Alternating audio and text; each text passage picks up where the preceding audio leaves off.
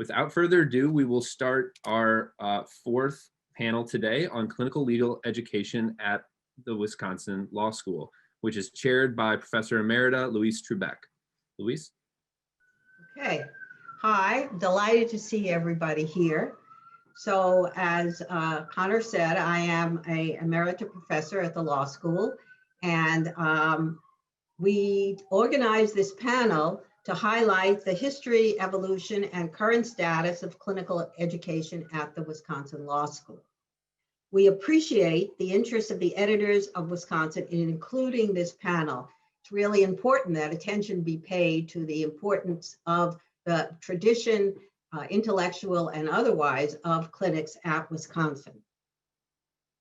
We can present this panel and papers for the following reasons. First, articles were written in the past decades that describe and analyze the history and evolution of clinics at Wisconsin.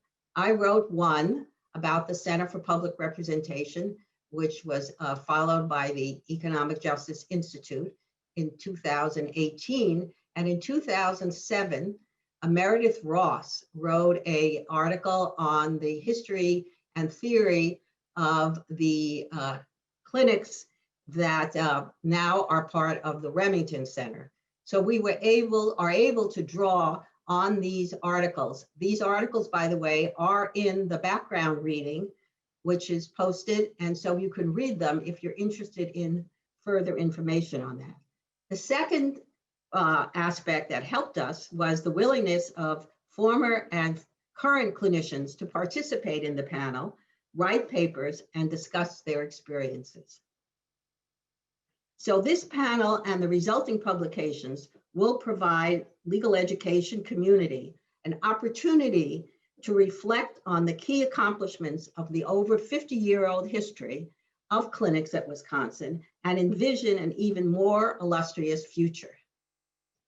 First, let me give you a short introduction to the panel. I will start, after I do these introductory remarks, with a discussion of the founding moments of the two original institutions that made up the Wisconsin clinics in the 1960s and 1970s, the Center for Public Representation, a public interest law firm, and the Remington Center that focused on the needs of people incarcerated in state and federal prisons throughout Wisconsin.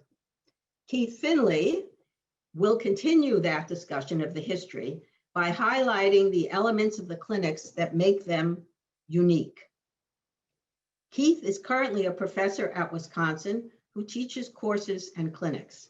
He is the co-founder of the Innocence Project and has created a nonprofit Center for Integrity in Forensic Science.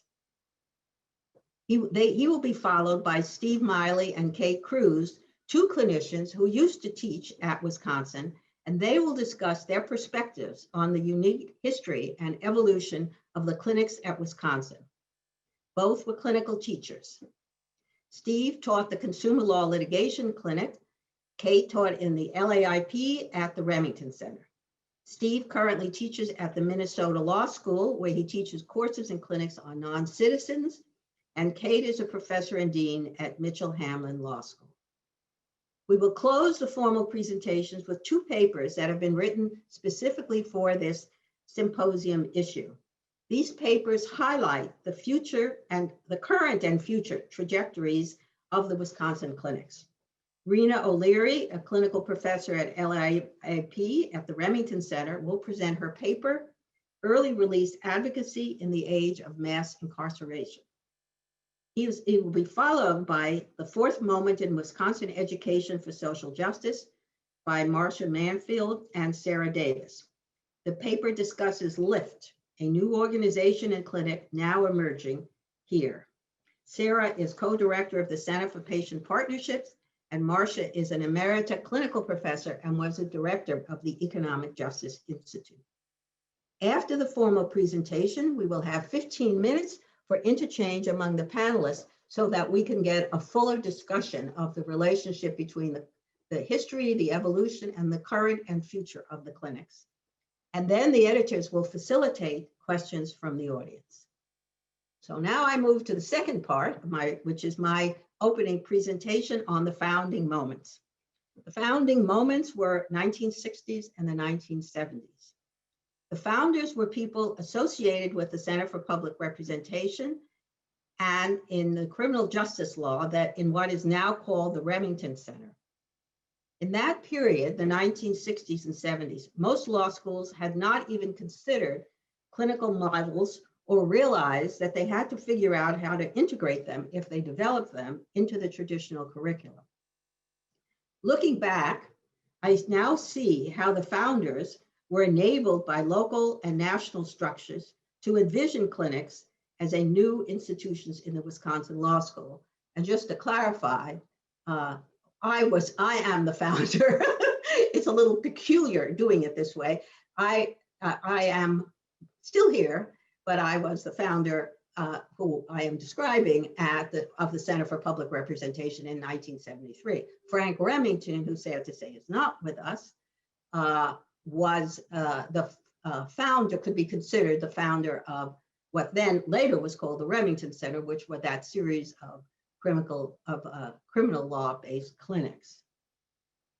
That was in the 1960s and early 1970s.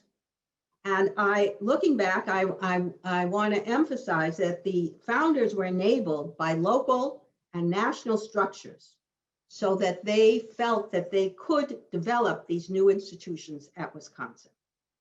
The local structures. Wisconsin had a tradition of law and action and interdisciplinary courses and programs. It also had a commitment to the Wisconsin idea that the boundaries of the campus are the boundaries of the state. Interestingly enough, the new dean in his opening presentation last night discussed the importance of these local intellectual movements in Wisconsin today and as part of the history. And I myself, who was there doing it, lived it. And I saw that atmosphere and that encouragement and that willingness for innovation was what enabled us to be able to do these innovative clinics. And I also will add that the deans in that period were also very supportive of developing the clinics as well. Another aspect locally was that clinics could be seen as a way of providing outreach to the citizens as well as clients. The state government was positively reviewed as progressive in both meanings. Participation of lawyers and law students could be a way of improving the work of state and local governments. It's a very distinctive Wisconsin attitude of that period. But there were also national structures that enabled the founders to believe they could succeed. There were foundations and government agencies interested in supporting lawyers that could work for social justice and in research in law and action. The American Bar Foundation and the Ford Foundation contributed to the development of the Remington Center.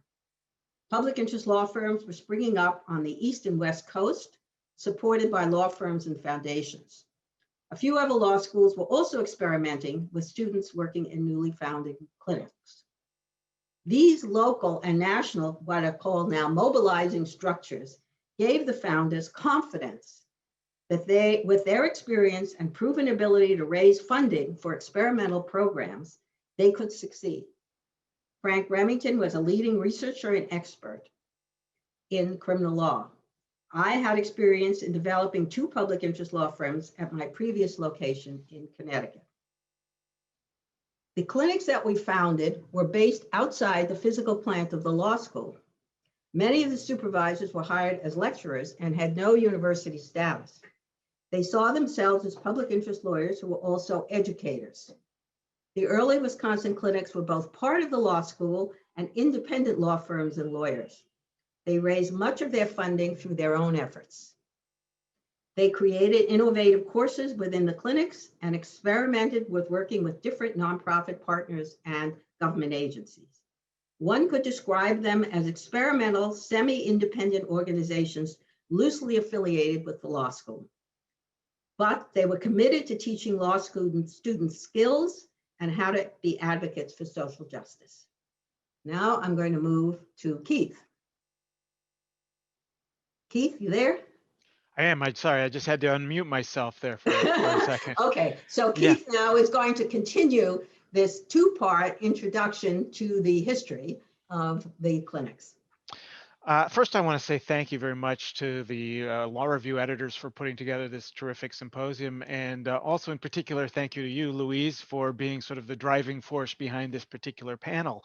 My task is to add, I think, a few additional introductory comments that I hope will help frame the discussion that will follow from our other outstanding panelists who will follow.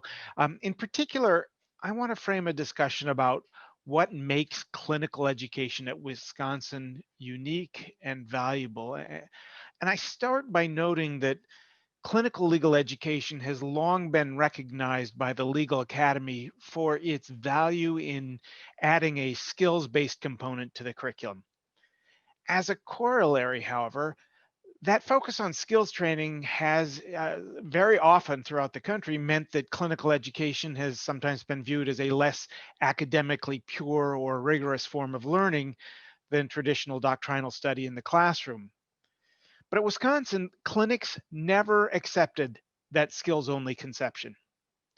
Indeed, clinical pioneers like Frank Remington, whom Louise has referenced, who was then followed by Walter Dickey, both of whom were luminary tenured faculty members who had, along with Louise, had the vision to create some of Wisconsin's foundational clinics more than 50 years ago, and which was, of course, before clinical education had gained its popular foothold in legal education. They disliked the skills model so much that they resisted, and Walter Dickey still to this day resists even calling these projects clinics. They did not like the connotations, the skills-based connotations that brought. They said that, and that's because they said that experiential education is much, much more than that. And in that vein, I think it's fair to say that Wisconsin clinicians have been more apt to ascribe to Professor Anthony Amsterdam's view of legal pedagogy. In the mid 1980s, Amsterdam wrote that the traditional law school curriculum, particularly prior to the emergence of rigorous clinical programs, was too narrow because it failed to teach, and I'm quoting, methods of critical analysis, planning, and decision making, which are not themselves practical skills, but rather the conceptual foundations for practical skills and for much else, just as case reading and doctrinal analysis are foundations for practical skills and for much else. And so he went on to say that clinical education could fill that void in traditional law school pedagogy by teaching things like fact development, problem solving, hypothesis formulation and testing, and information acquisition, and decision making in situations where options involve differing and often uncertain degrees of risk and promises of different sorts. So, according to Amsterdam, clinical education therefore engages students in learning in ways that are, quote, no less conceptual or academically rigorous than case reading and doctrinal analysis. And really, I think that's an apt description of what the clinics at Wisconsin have been all about. Clinics at Wisconsin have been designed to meet the broad and deep learning objectives outlined by Amsterdam. And so in planning for this session today, Louise and I identified at least what I think are at least 5 ways in which Wisconsin's clinics have done this. Some of these are fairly mainstream in clinical pedagogy, but others are really more unique to Wisconsin. And in a nutshell, those 5 are: number 1, a notion of providing students an opportunity for real immersion in a practice area of the law under the guidance of faculty. Number 2 was the importance of integration of both substantive law and clinical experience. Number 3 was a focus on what you might think of as holistic lawyering, treating the client as a whole person, letting the client tell the story. What we was at the Remington Center in particular really focused on as a client-centered representation model. Number 4 was that the clinics have always been involved in policy advocacy at the local and state level and in both private and public institutions. And then the final sort of hallmark of clinics, at least over their historical development, was the way that the clinics at Wisconsin really represented innovation from the bottom up. They were the product of a great deal of clinician experimentation and leadership rather than top-down design from academic administrators.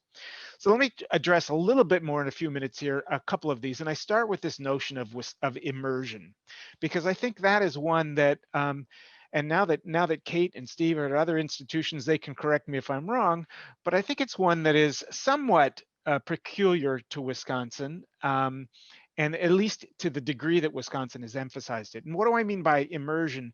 I mean that Wisconsin has in many of its clinical offerings provided an opportunity for really intensive, in-depth clinical participation. Um, in the Remington Center, for example, that has meant that students enroll not just for 3 credits for 1 semester, as is not atypical in clinics around the country, but they will often enroll for full time over the summer after their first year in law school. And uniquely, as to my knowledge, in Wisconsin, we have been able to provide a stipend to those students to work that full time. So that first year law students here have the opportunity, a huge number of them have the opportunity for a legal uh, employment experience that is also focused on their own learning, and that's enabled by some degree of a stipend. And then after that 1 year of full-time immersion in the clinical learning, in the Remington Center, for many of the clinics, the students then continue on for a fairly heavy load of clinical credits in the fall, and then even into the spring. So students are spending at least, in many instances, a year in their projects. And the unique advantage of this, I think, are several. One is that it's just good clinical pedagogy. Um, Clinical pedagogy has always around the country has recognized that the ideal is to allow students to take as much ownership of their cases as they can. And the more students are immersed in their cases, the better they are able to make the critical decisions in their cases, take the lead on investigating and litigating them and whatnot, all of course under the guiding hand of a clinical faculty member. So this really facilitates deep learning, integration of substance and skills, is particularly useful in large case clinics. And it also is really offers an opportunity for the law school to accommodate mixed learning styles. Some students learn best by doing, and immersion really meets that need. And so as an example of that, I think Louise mentioned that in 1998, I, along with John Prey, created the Wisconsin Innocence Project, which at the time was just the 3rd such innocence organization in the nation. There are now nearly 60 in the United States and nearly 70 worldwide. And we, at that time, pioneered a model for other innocence clinics involving full-time summer work and a full-year commitment, combined with a classroom component that really has been emulated around the country by other clinics. Now, keep in mind, there is a tension with this immersion notion that is really revealing itself recently. And that is, especially as the ABA requires that law schools provide clinical opportunities for all law students, immersion makes that more difficult, because immersion means that more clinical attention is focused on a fewer number of students. And so the law school is currently struggling with how to adapt to meet that goal of reaching as many students as possible. And it means we have to offer mixed opportunities, some shorter term clinics with less involvement. But I do think it remains important to offer immersion experiences as well, as it is one of the real hallmarks and strengths of Wisconsin's unique clinical offerings. I'll say just a brief word about the second point, the integration of substantive law and clinical experience. Wisconsin has always viewed clinical experiences as a way to learn deeply about the law in action, which Wisconsin have long understood it as an important component of learning the substantive law. And so we've seen the clinics as probes into the real world to help students understand deeply what the substantive law is and how it works in practice. And increasingly, our clinics have combined a classroom component to help students reflect substantively on what they're experiencing in their practice. I'm going to skip a couple of others and go, because of time, and go to the last of these 5, which is this notion of innovation from the bottom up. And here, in terms of the history of the clinic, I think it's important to remember that, as Louise started to outline for us, clinics historically were viewed as, in many ways, very separate from the law school's traditional tenure track-based classroom teaching. At least Frank Remington, for example, viewed the LAIP program as sort of his laboratory. And the clinical faculty members, which were called supervising attorneys in those days, were viewed sort of as his graduate students or postdocs in the professor's lab. Now, what that meant was that the clinics had tremendous freedom to experiment and to create. The university itself took a very hands-off approach, let Frank and then Walter, and I imagine the same was true with you, Louise, do what you wanted with your clinics because they were your projects. And so a lot of terrific innovation occurred during those times because of that freedom. But it also meant that that integration of clinical faculty and clinical classes into the mainstream law school community was difficult. And eventually, as clinicians began wanting to move beyond being sort of graduate students in the professor's lab and to professionalize their career positions as clinical teachers, this led for a push for better integration into the law school. That resulted in enhanced professionalization, enhanced standing in the law school community, greater participation of clinical faculty. The consequence of that, though, of course, was that has meant that the law school has more of a stake and more of a say in the clinics, which, while helping to ensure fidelity to the law school's mission and standards, also had the consequence of sometimes stifling innovation. And I think it's fair to say that we at Wisconsin are still trying to find our way to best accommodate that tension between giving the clinics the freedom to innovate, and while at the same time making them full partners under the administrative control of the university. So in closing, I'll just say that I think we'll see echoes of these features of Wisconsin's clinics and these principles in the discussions from our panelists that follow, and I look forward to hearing what they all have to say. Before we move on to the next panelist, I'm going to share the first CLE passcode. So I'll share my screen now. The first passcode, if you'd like to receive credit, is Wisconsin. That's Wisconsin, and I'll keep it up there for another second. You can view the instructions for CLE in the chat. You'll email to Justine Selesky at justine.selesky@wisc.edu. If you have any questions, you can feel free to email me, and stay tuned for part 2. Thank you. I'll turn it over to the panelists. Steve, you're on. All right, thanks, Louise. And thanks to the Law Review and to Louise for organizing this panel. It's great to see so many familiar faces on the panel itself, but also looking through the list of attendees. It's a reminder of the talent at the Wisconsin, within the Wisconsin clinical community and the academic community there generally. And it was a pleasure to be part of that for 17 years. This has also been an opportunity to reflect on those 17 years, according to some of the themes that Louise and then Keith have laid out.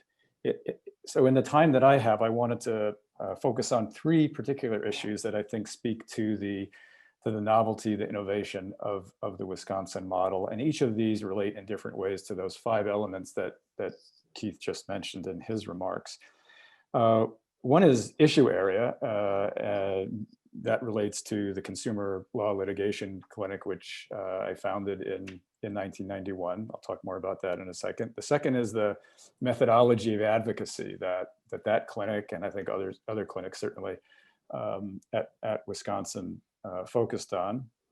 And then the third is, to use Keith's term, the immersion of students in the Consumer Protection Clinic, Consumer Law Litigation Clinic, in terms of the kinds of issues that they were immersed in, the way they engaged with the issue areas, with the clients, et cetera.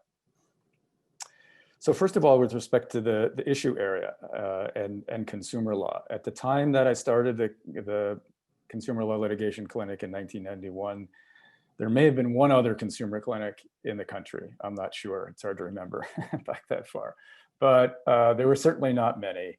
And it was, and to be perfectly honest, I knew nothing about consumer protection law when I started the clinic.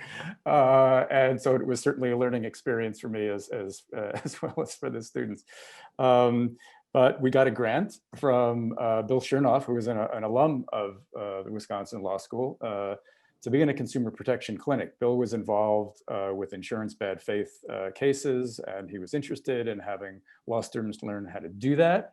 And the caseload, the types of cases grew from there. We certainly did our share of those kinds of cases, but we did a lot of work on behalf of lower income consumers, folks who couldn't afford their own counsel. One of the ways, in addition to the subject matter, that I think this was innovative was it was a reaction to what was going on socially and politically and economically in the country at the time, where you had the rise of a lot of predatory lending institutions, payday lenders, rent to own. The mortgage crisis was a decade or so away, but that was looming. But you had a lot of industries where the poor were paying more. And Wisconsin had laws on the books that, in theory at least, and we decided to test this out in the clinic, would help to alleviate some of the fraud and other practices that were visited upon our clients. The clinic then served as a model for many others. There was a conference actually at University of Minnesota Law School, which now has a consumer protection clinic of its own. But they sponsored a consumer protection clinic conference last year, and there were probably 20 representatives from different law school consumer protection clinics. So again, a way that the Wisconsin model led to the formation of other similar consumer clinics around the country. Secondly, as to the methodology of advocacy, and because there were really three forms of advocacy that we pursued in the consumer protection clinic. It was called the Consumer Law Litigation Clinic. We certainly did litigation, but we also did legislative advocacy, as Louise said, with the state capitol right there. And at least in the 1990s, it was a pretty open place. It was easy for students to go in, to testify, to get that experience, to immerse themselves in what legislative advocacy was like. And then we did a lot of administrative advocacy. And this is something that Louise stressed. It was certainly very prominent in the 1970s, and I think had a lot to do with the creation of the Center for Public Representation, which the Consumer Clinic was part of. And that is participating in administrative rulemaking, which was something that students could engage in quite easily. It was quite accessible for students. Didn't necessarily take a lot of technical knowledge, at least with respect to the procedure. But one thing I wanted to specifically mention is the litigation aspect. Keith mentioned how administrators at the law school kind of stayed out of our way, and that's absolutely right. And they let us be creative in how we developed our clinics and what we did. And to me, and you know, as time goes on, I'm kind of more amazed by this. We never received any pressure from administrators about who we were suing in the Consumer Protection Clinic. And we went against some pretty major institutions, some pretty major banks, insurance companies, et cetera. And we never received any resistance from the administration about who the targets of the litigation were. I don't know if the administrators received any, but they certainly didn't communicate that to us. And again, that goes to their recognition of the importance of what we were doing, both pedagogically for the students, but I think also what the clinic was trying to do in terms of breathing life into some of these laws that were designed to protect consumers. So that's another way I think that there was certainly innovation, maybe a passive kind in terms of not getting in our way, but that was extremely important because there are a lot of other examples, as the other clinicians on this panel know, where there has been interference by outside forces to what clinics are trying to do, and has caused many clinics to either shut down, or some clinics, not many, but some to shut down, or at least at least change their focus of their advocacy. So that's the second area, the kind of innovative methodology. Certainly at that time, there were hardly any, very few clinics that were engaging in consumer protection litigation. And then third, in terms of the immersion aspect of it, not so much time, but I'm thinking more in terms of how immersed the students were in the process, and how the Wisconsin model was to give students as much exposure to the advocacy methods as they were able to handle. And basically they were attorneys who were doing all the tasks of lawyers within their clinical experience. And this goes to, I think, Keith's point about how the emphasis of the clinics on the relationship between substantive law and what they were doing in clinic. In our litigation, I mean, students learned what the practical application of civil procedure. Civil procedure was no longer, a somewhat dry course, one of the driest, I suppose, in the 1L curriculum. Now they had to learn how to draft a complaint. They had to learn how to draft discovery requests, how to respond, how to draft motions and briefs, how to respond to them from the other side, how to draft a set of interrogatories, how to take a deposition. Those things matter. They suddenly were not just hypotheticals in cases. The other way they were immersed was in more nuanced aspects of the practice of law that were often very difficult. They raised some ethical issues.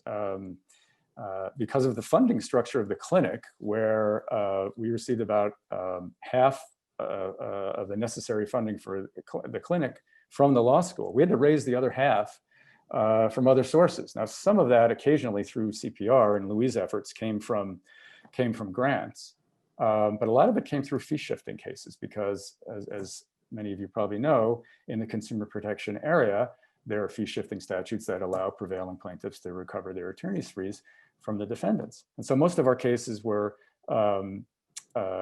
filed under fee shifting statutes, but it raised some interesting issues about which cases we decided to take in terms of, would we be able to afford to do this if this was a protected piece of litigation? Would it result in attorney's fees down the road? And I think it's important that students were part of the discussion as we contemplated those issues. That also, or another issue that students were immersed in was the tension between what I and others have called the conflict between case and cause. In other words, our primary responsibility in representing clients was obviously to the clients, and that was what client-centered lawyering is all about. But we also saw ourselves as working on innovative cases that might result in law reform through precedential opinions, through appellate courts, and perhaps through legislative changes. And those two goals would sometimes be in conflict because we would have a case that we thought, if it went on long enough and through enough appellate opinions, could result in important precedent. But we also had individual clients who had their own needs. And while perhaps at the beginning of the case, we're very supportive of the idea of being on board for a case that might change things for other consumers down the road, when push came to shove and they were offered an attractive financial settlement, it was difficult for them to say, no, we're going to reject that and we're going to stay on and fight for the cause. And 1 minute. Okay, yeah, I'm about finished. So that conflict set up from very useful conversations with students and with clients, for that matter, as a way to demonstrate to students that again, their primary responsibility is to the client, and that's what client-centered lawyering is all about. But again, these are just examples of the way that that given the freedom that we were afforded in designing the clinic, we were able to bring that kind of immersive experience to the students. Thanks.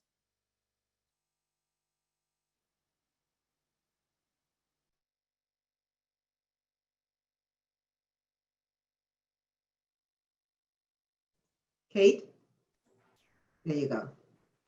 Thanks to everyone for putting on this symposium. It's also great to see some familiar faces, and I really appreciate the opportunity that this has given me to kind of look back at the period of time in my career when I was at the Remington Center. So I want to describe that period of time. It was a time of great transformation. I joined the Remington Center in 1990, and I left in 2001. And I want to just start by giving you a little snapshot of what the Remington Center looked like at each of those points in time, and then to talk about some of the things that I think led to the quite dramatic transformations in the way that that the organization looked. So in 1990, when I joined the Remington Center, it wasn't actually the Remington Center, it was LAIP, Legal Assistance to Institutions.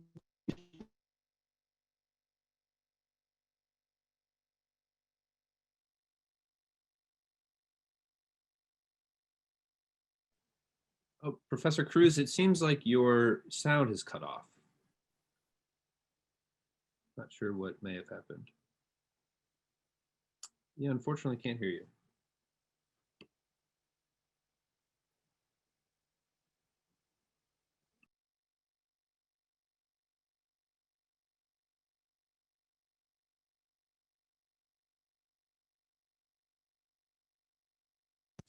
Sorry, kind of classic Zoom fail. Can you hear me now? Yes. Okay. So in 1990, when I joined the Remington Center, or it was LAIP, we were located about half a mile away from the law school. Our legal services were, and it had the feel of an autonomous law office. Our legal services were organized around institutions. So when I joined, I was given some institutions and told these are the institutions you're responsible for the legal services at these institutions, and all the mail requests for legal assistance from these institutions will be sent to you, and you decide sort of what to do about it. We had students during the summer. Students would take LAIP for 8 credits during the summer.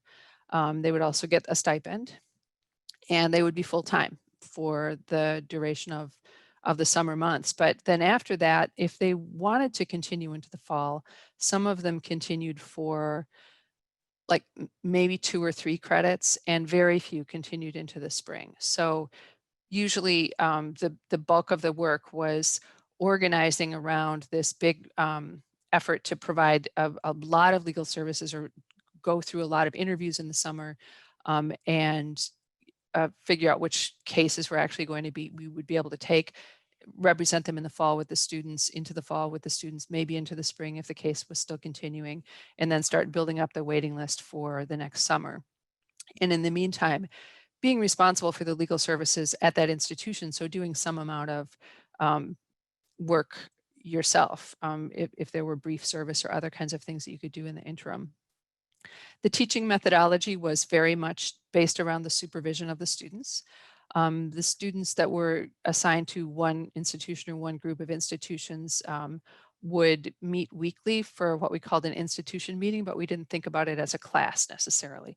It was more of a way to have, we would lead discussions, but there wasn't typically assigned reading, and we didn't structure it as a classroom component.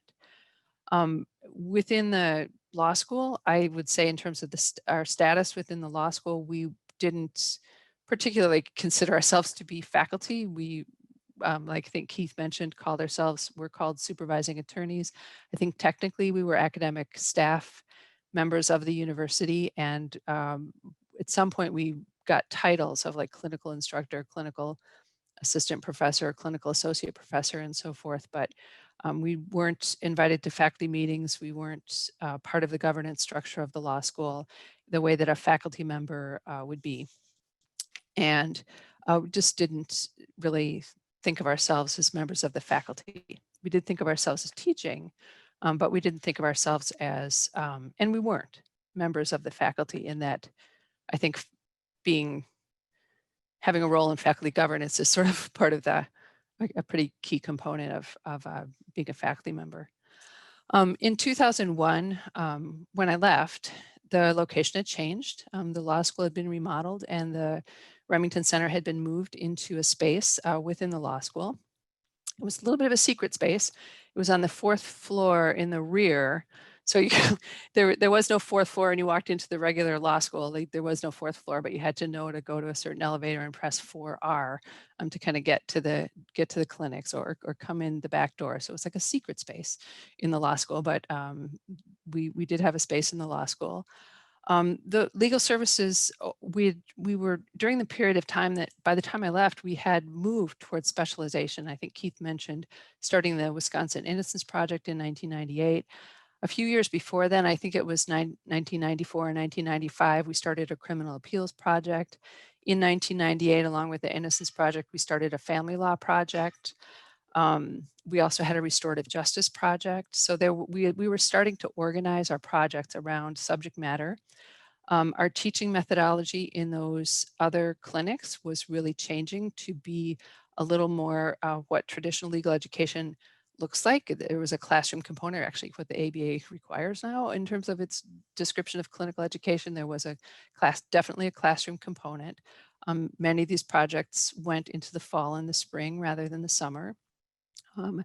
Our status with the institution was unchanged, although I would say that at the time that I joined the LAIP as a supervising attorney, I was told that the expectation was that it was a job for like maybe 2 or 3 years, and that people would join, they'd be a supervising attorney at LAIP, and then they would go off to do something else, be a public defender, or maybe go on the teaching job market, or do into other kinds of law practice. There wasn't really an expectation that this would be a career for anyone. And by the time I left in 2001, the same cohort of people that I had come in with had pretty much stabilized and had been there for, almost 10 years. And so there was, even though our status as faculty members hadn't changed by then, I think our investment in the institution, our knowledge about teaching, our conception of ourselves had certainly changed. And we viewed ourselves more to be career professors.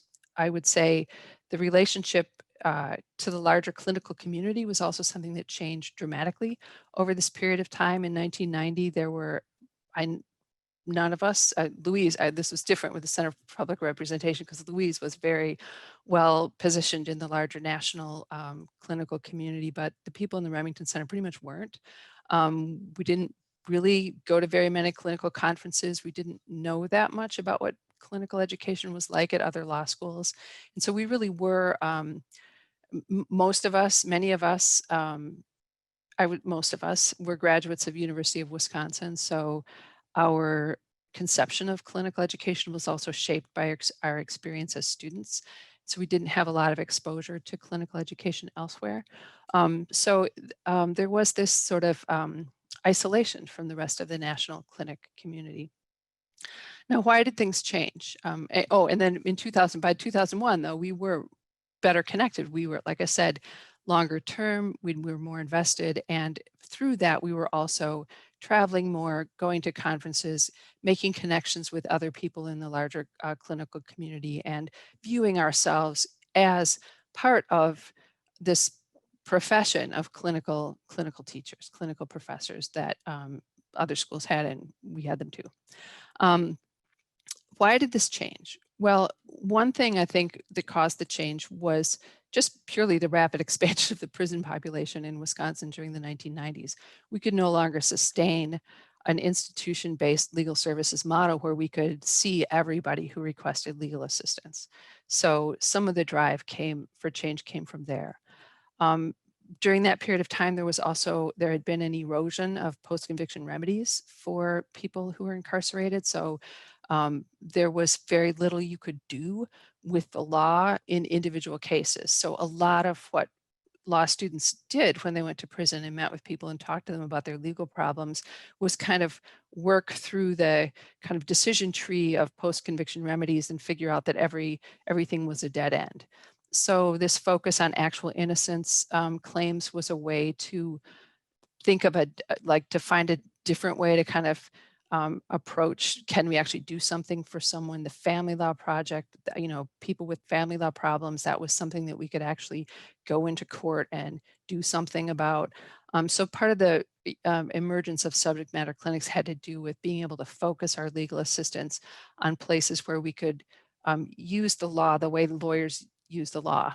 And instead of just having these conversations about there's nothing we can do for you and this is why.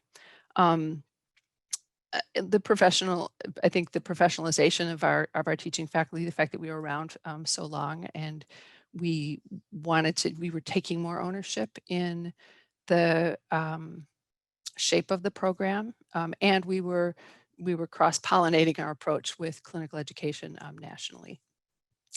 I would say that what still makes us unique, and I can't speak for after 2001, what happened at Wisconsin. I can say that one of the things that was exciting to me, and I was the director of the Family Law Project at the time that it started, was the opportunity to go into court like all over the state, because our clients were from all over the state, because they ended up in prison from many different counties. Well, there were a few zip codes that were heavily represented, but they really were from all over the state. And to see the same law on the books and see how differently it was being applied in different counties, and how different counties did things so differently and interpreted the same words so differently and organized their systems differently between family court commissioners and child support enforcement agents and judges, and you just had very different. So this Wisconsin interest in the law in action was, and the difference between the law on the books and the law in action was so alive in that project, and because there was so much opportunity to see that disjunction between the law on the books and the law in action, and the importance of in the lives of people about what the law in action really meant. Kate, one more minute. Okay, so I just want to give a shout out. You have in your materials an article by Meredith Ross, kind of describing the Remington Center from this same period of time. I would say, I'm really sorry she's not here talking about this instead of me. I miss her all the time, and she was a tremendous leader of this program during the time when I was a faculty member, a clinical professor, supervising attorney in this program. She led us through these changes masterfully, and was just like hands down the best boss I've ever had. So I just want to give that little shout out to Meredith, and to say one thing, which is kind of a regret, which is I regret for myself, but also for the University of Wisconsin, that you can't bring the scholarship together with the clinic, that there's such a divide in status and and maybe it's not so much anymore, but it was when I was there, such a divide between the status, such a social divide between the doctrinal faculty and the clinic faculty, that these wonderful connections between what's happening in the clinics and the law and action scholarship it's been so alive in the academic faculty couldn't have been brought together better, because there are so many synergies that were untapped. And so anyway, that's what I'd say. All right, thank you, Kate, and thank you to the Wisconsin Law Review, and in particular, Abby Chase and Connor Clegg for organizing the symposium. In my comments today, I'll pick up on some themes in Keith and Kate's comments, and I want to focus on one of the most distinctive aspects of clinical education at UW Law School, which is that we have a remarkable number of clinics serving people who are incarcerated in state and federal prisons here in Wisconsin. Law students in the Remington Center have been working with and for people in prison since the mid-1960s. And today we have 7 different clinics that serve clients in prison, all under the umbrella of the Remington Center. And I think it's really difficult to overstate just how remarkable this is. There really is no other law school in the country that even comes close to having such a deep and long-standing commitment to serving people in prison through law school clinical programs. And the question that I explore in my symposium piece is how our clinical students' work on behalf of people in prison in Wisconsin has evolved in response to the crisis of mass incarceration. So I only have a one single slide that I want to share today, so please bear with me. So this is a graph from the Sentencing Project showing the total number of people in state and federal prisons starting in 1925. And I have added an arrow marking the year 1964 when the Remington Center was founded, though as Kate pointed out, at the time it was known as LAIP. But what we see is that UW makes this significant commitment to clinical programs that serve people in prison just about 15 years before the national prison population starts to skyrocket, right around the year 1980. And that chart is national data, of course, but the story in Wisconsin is very similar. At the time of the Remington Center's founding in 1964, there were under 3,000 people incarcerated in Wisconsin state prisons. And today there are around 21,000, 7 times that number. And of course, as is true nationally, the burdens of the imprisonment explosion in Wisconsin have never been borne equally. Black Wisconsin residents are 11 times more likely to be incarcerated than their white neighbors. Wisconsin has the second worst Black-white racial disparity in incarceration rates of any state in the country.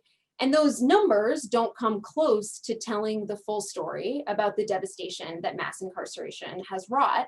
But at the same time, I think those numbers are the most concrete way to illustrate what has been just a sea change in the context in which Remington Center clinical students work. So as Kate alluded to, in the early years of the Remington Center, clinic students provided what we can think of as sort of generalist legal aid services to people incarcerated in Wisconsin state prisons. And one very concrete way our work has evolved in response to the crisis of mass incarceration is that today, much of our work in the LAIP clinic, where I teach, focuses on early release advocacy and on challenging excessive sentences.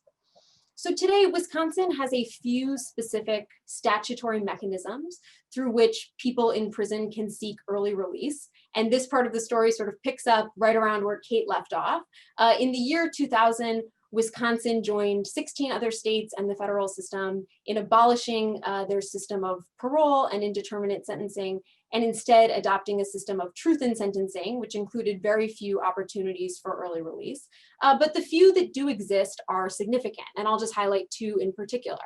Compassionate release, which is early release based on advanced age or a serious or terminal medical condition, and sentence adjustment, which creates a path to early release for people based on their conduct in prison and what the statute refers to as their progress toward rehabilitation while they've been incarcerated. And the basic idea behind both of these early release mechanisms is that they create a way for our client to get back in front of the sentencing court judge so that the judge can take a second look at our client's sentence and decide if our client should be granted early release. Now, some of you may hear that very brief introduction to early release advocacy and think, that sounds great. I bet these cases are a slam dunk. After all, we hear so much about this ostensible bipartisan consensus on the need to reduce the number of people in prison, on the need to reform or radically reimagine our criminal legal system. And I think there's good reason to be a bit skeptical of how robust that consensus really is. But regardless, early release is a very modest, yet at the same time, very concrete way to actually advance that goal of reducing the number of people in prison. But what we have learned through our work, what our students have learned, is that winning early release for our clients is never easy. I'm very proud of our students' track record and our early release successes in our clinic, but winning early release is a fight every single time, which raises the question, why is early release so hard, even in this age of mass incarceration? I think there are many obstacles, but certainly one of the most significant is what we can think of as extreme risk aversion, a kind of outsized fear beyond all evidence that granting early release to this particular person will endanger public safety. In the compassionate release context, for example, we've had clients, incarcerated clients who are dealing with a terminal cancer diagnosis, who are enduring grueling chemotherapy, who are extremely weak. And even in those cases, we'll sometimes hear the objection when we seek compassionate release that, well, you never know, this client, if released, could still go out and hurt someone. And of course, that objection is incredibly far-fetched, but what it underscores is this really pernicious dynamic. It's almost always easier and politically safer for a decision maker to keep someone in prison rather than take a chance on early release. And so the goal of our students' early release advocacy is to persuade the decision maker that keeping our client in prison is actually not the easy choice.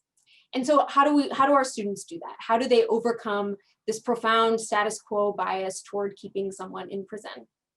What our students have found is that their most powerful tool in early release advocacy is showing the decision maker the harsh realities of incarceration, as well as our clients' resilience and strength in those incredibly difficult circumstances.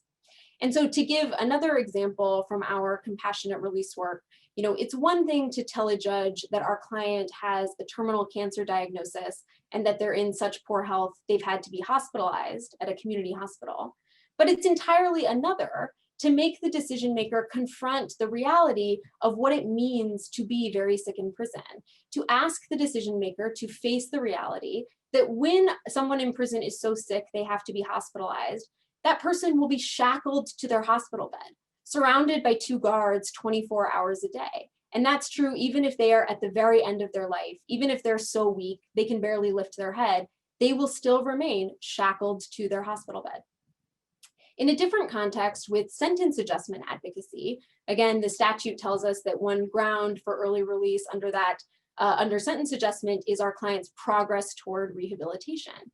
And so our students working on these cases go back and read the transcript of the original sentencing proceeding when the judge had to make a statement about why prison is an appropriate sentence for our client.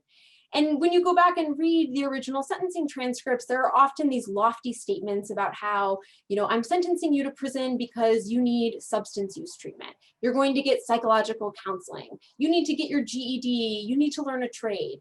The students read this and then they go talk to their client. And what they learn is that for far, far too many of our clients, the experience of prison is really one of warehousing. Our clients aren't getting these opportunities that they were promised. They're not getting the treatment they were promised because the harsh reality is that there are so many people in prison here in Wisconsin, and our prisons are so profoundly overcrowded that the wait list for prison programming is years long. But nonetheless, even in those incredibly difficult circumstances, our clients have these remarkable, inspiring stories of their growth, progress, and transformation while incarcerated. And those stories are our most powerful tool in early release advocacy. Something that our students always find surprising and revealing is that even among lawyers who work inside the criminal legal system, among judges and prosecutors and defense attorneys, there's often very little knowledge about the realities of prison. The way our criminal legal system works is that there are lots and lots and lots of lawyers involved at the front end when someone is facing criminal charges, and almost no lawyers involved at the back end when someone is actually serving the prison sentence.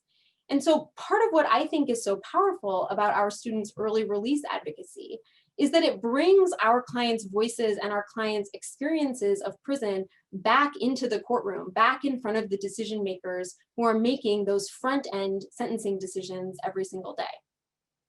Okay. And to be clear, early release is finishing up, thank you.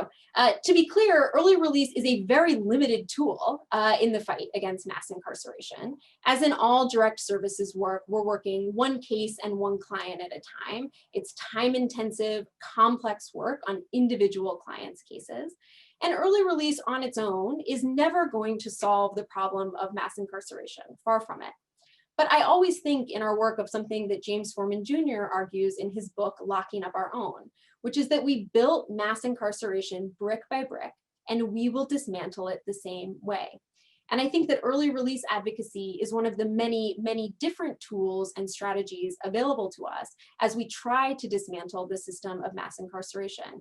And it's UW Law School's visionary, groundbreaking, and historic commitment to clinics serving people in prison that makes our contemporary early release advocacy possible.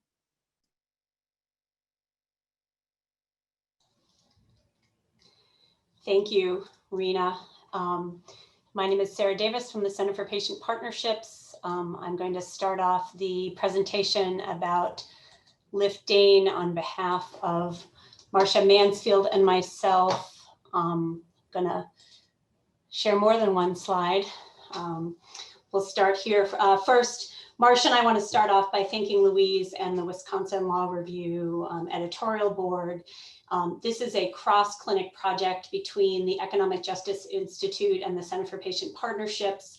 And while we briefly describe what we will be writing about in our paper on the fourth moment in Wisconsin Clinical Legal Education for Social Justice, you're going to see many of the historical themes that Louise, Keith, Kate, Steve have touched on today.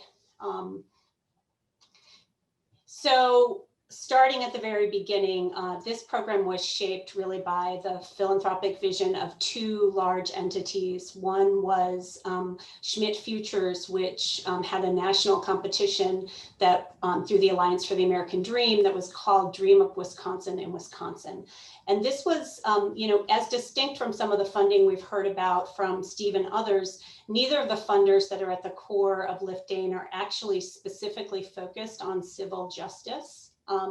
So Dream Up's goal was really around economic prosperity and breaking barriers and expecting a technology tool to be used. In addition to that, we have received major funding from the Wisconsin Partnership Program's Community Impact Grant.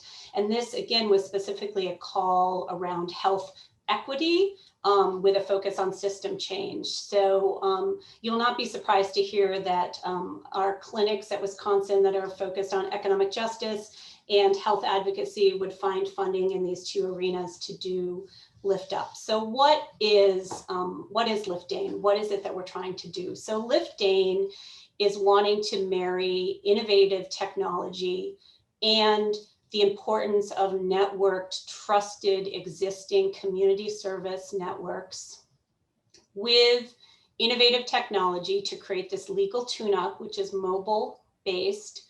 And what we want to do through providing technology-mediated services is both break systemic barriers and improve the court systems and other systems that are in the way of justice, and also lead to behavioral change. So we want people to begin to think about their legal health the way that they would think about their physical health or their economic health.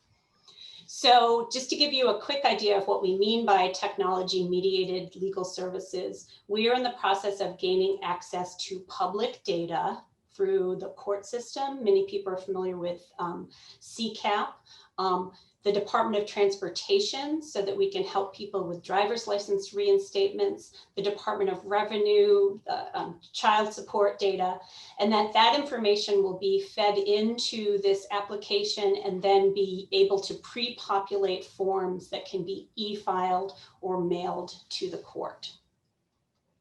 In addition to that, in addition to providing the individual casework, similar to what you've heard from other programs at Wisconsin, our program is also designed to tackle system failures. And this infrastructure here that I'm showing you is one that's been used nationally by the NORC program out of the University of Chicago when they're calling for civil justice reform, as well as for our funder, the Wisconsin Partnership Program. So we're trying to do system change work on all three levels of this framework: the structural, relational, and transformational.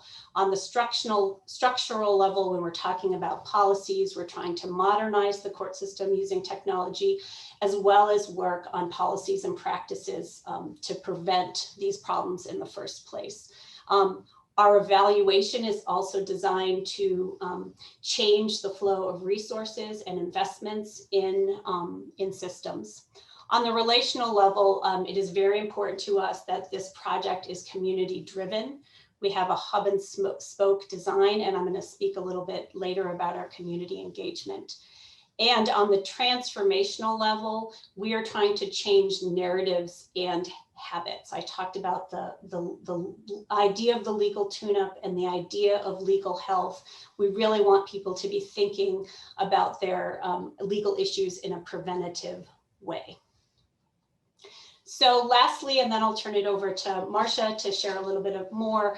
It's very important to us that our program is not something that's just, made up in whole cloth and designed by Sarah and Marsha and others who are involved in this, but as we are constantly iterating and implementing services and system change, that we are seeking input from advisors and people in the community.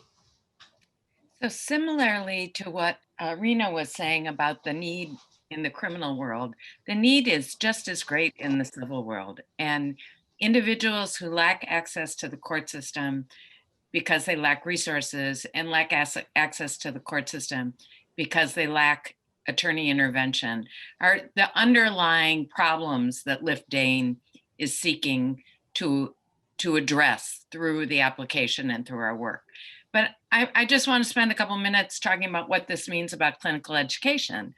And what it means about clinical education is that it touches upon the 5 ways that Keith identified for the reasons why clinical education is unique in Wisconsin and the different kinds of advocacy that Steve talked about in his presentation.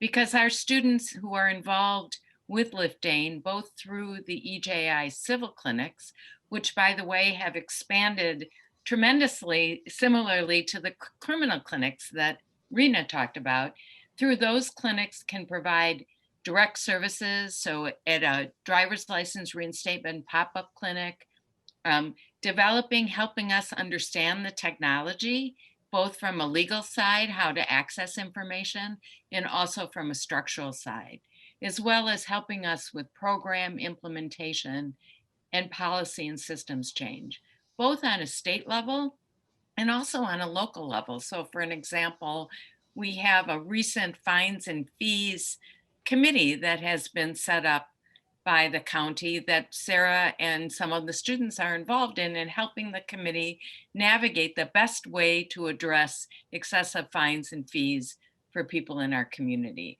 So there are many different pathways that students can take to be able to help, from an advocacy to a policy to a research way. So both allowing them a different way to get their ABA experiential credits, but also to provide much needed pro bono experience, hopefully instilling in them the understanding of the importance of pro bono work to their identity as a professional when they become attorneys. So Sarah's going to just finish up by talking a little bit about what the catalysts were that started Lift Dane. Thank you, Marsha. And, I am so appreciative of the fact that this panel required me to learn about our history. And we really are seeing so many sort of pull through threads. And when I think about the catalysts in the 2020, I'm seeing so many similarities to what Louise was facing externally and what she calls these national strictures. So we are in the moment of a significant civil legal modernization movement nationally. And there are a tremendous number of national networks of social justice reformers. And many of those are actually specifically calling on law schools to be a part of the solution. Asking clinics to really re-engage with the social justice roots that they started with. And there are additionally calls for expanding legal services providers to include non-lawyer navigators. The fact that there's a realization that the access to justice crisis is not merely just an access to lawyer issue, but that we need to be looking beyond the legal services to solve these issues, which really ties into the fact that the funding we've received for our project is beyond sort of the usual suspects of funders for the civil legal crisis. We're very excited also by the co-design movement and the sort of burgeoning of design labs that are happening in many law schools, and the interest of students who have technology backgrounds at Wisconsin to be involved in this project.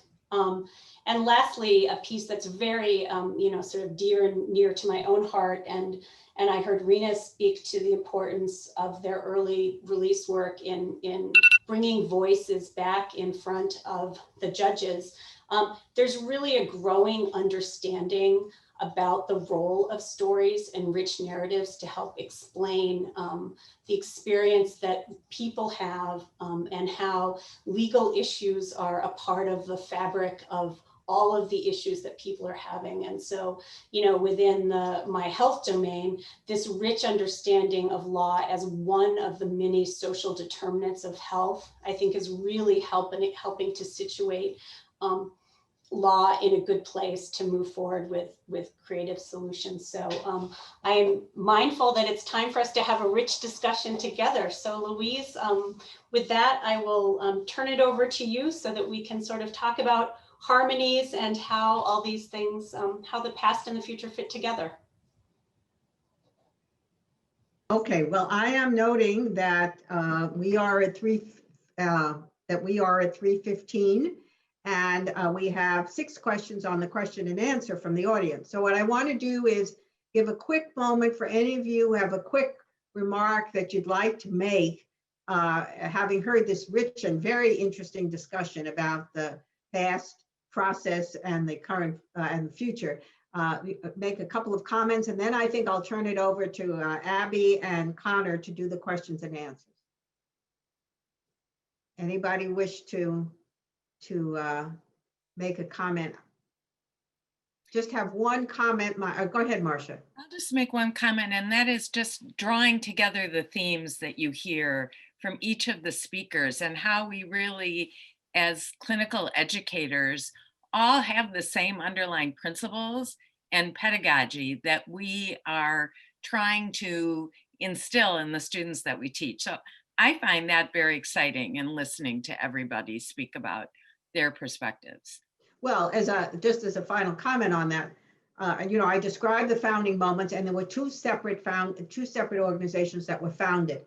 And now we have 50 years later, we have really all seen the similarities in what we're doing and the synergistic nature of moving together. The relationship between civil and criminal has become much more apparent in the world now. And so that differentiation, which used to be really embedded deeply within the curriculum in the law school, as well as in the clinics, seems to me to be now falling away, and other issues are taking its place. And so I think that we're in a very good place, as Kate said, to sort of go over sort of the limits of the past and move on to the future. The one limit of the current situation seems to be the bureaucratization of legal education, external standards, and the internal bureaucratization within the law school and the university. That's increasing all over. And one of the key aspects of the early days was the ability to do innovation and allow people to experiment. And so I think another takeaway is not only are we more similar and can work together, but also we need the opportunity to experiment and take chances. And I hope that the structures within the law school and the university will enable us to do that.